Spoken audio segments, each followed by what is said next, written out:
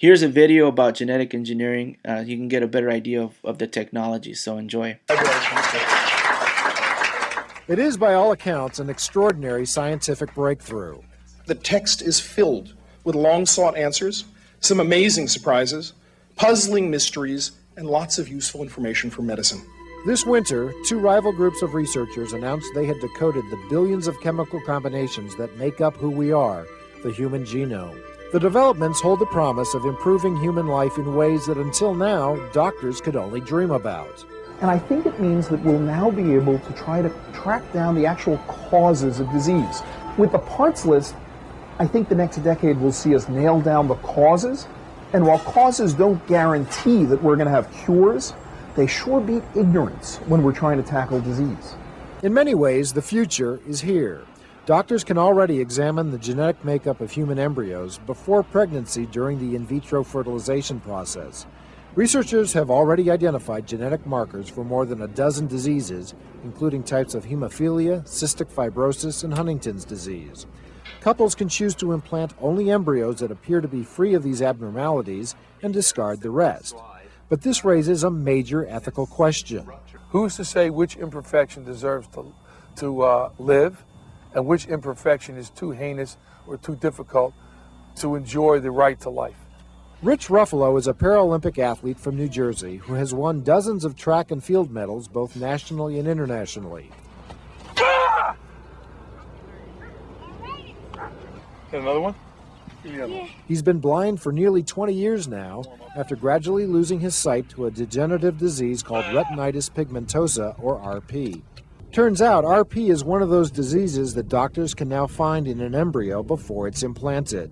If my parents, way back in 1950 when my mom was pregnant and I was circling for a landing, if you will, if somebody asked her, Mrs. Ruffalo, we've done some screening, we found out your son, when he's born, one day he'll go blind.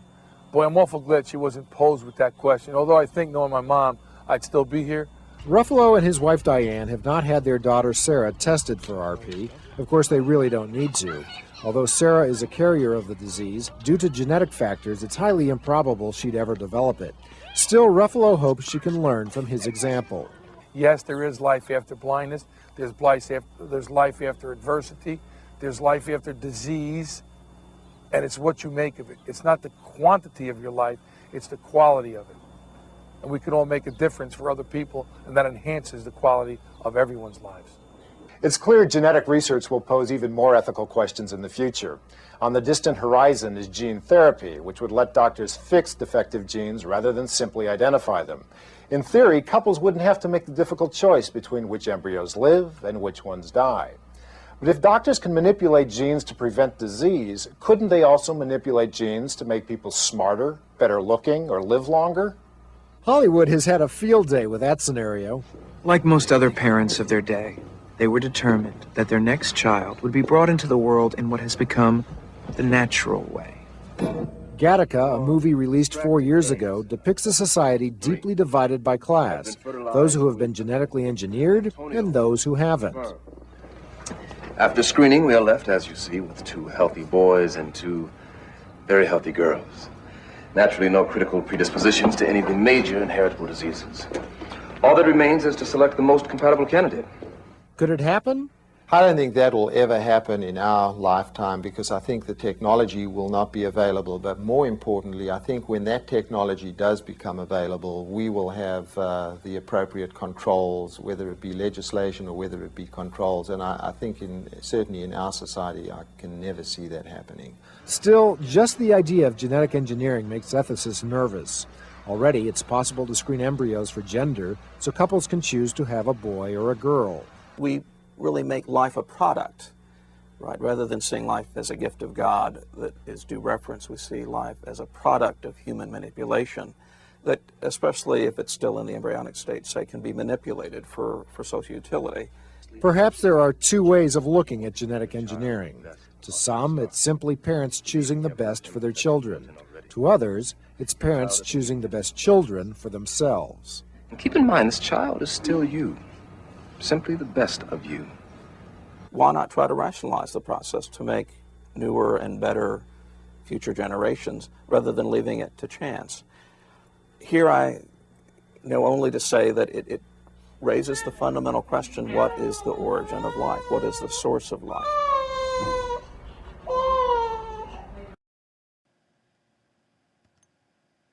So, can we go out of control? Here's a couple of pictures, of some thoughts that people have had, and a lot of these are real. Maybe you could picture the fictitious ones. This is actually real. It's a half rodent mixed with different genes from different creatures, bats, etc., mice mixed in, and very scary looking like thing. But yes, you can create those. That's the fake one. Could it be possible? I don't know. This they actually created this. It's a bull that has these genes that make it super powerful and strong, and it creates these muscles that are very massive, and that's an actual real right there. A dog horse, I don't know if that's real. I think that's fake, but could it happen? I don't know. They already have this. This is true. Mice that glow in the dark. They have the glow gene, the fluorescent protein taken from a jellyfish. That's actually real. And you saw that we can make goats um, actually produce spiderweb protein, and it comes out through their udders, which is where they release their milk. Bioterrorism. This is crazy stuff. This is actually true. That there's a lot of terrorists, which they're doing. What they're doing is they're using their top scientists to get all these viruses and bacterias and take their deadly genes, the genes that produce proteins that cause these viruses to be so deadly. And what they're doing is they're creating super viruses. And here's an example of a super virus, which has a bit from the flu virus, a little bit of from the HIV virus, a little bit of this from the Ebola virus, and it has like all these genes from the worst viruses you can imagine, and you package it into a small virus like the cold virus. And why the cold virus? Well, because the cold virus is very contagious. It's small, it's very light, it can fly around the air and travel long distances and can be very deadly. And you can infect a huge population by using the cold virus as the actual vessel or method of dispersal around the area. So it's very scary stuff.